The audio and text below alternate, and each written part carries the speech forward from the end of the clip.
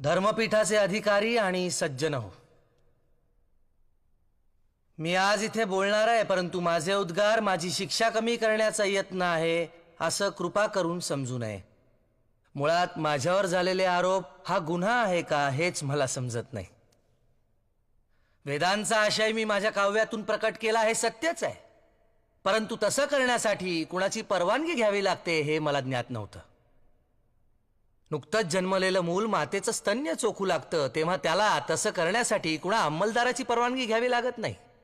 तसंच आणि त्याच निरागसपणे मी वेदांचा अमृतानुभव अंगीकारला आणि प्रसाद म्हणून मी सहजपणे तो वाटूनही टाकला. यात मी काही पाप केलं अशी माझी भावनाच नाही.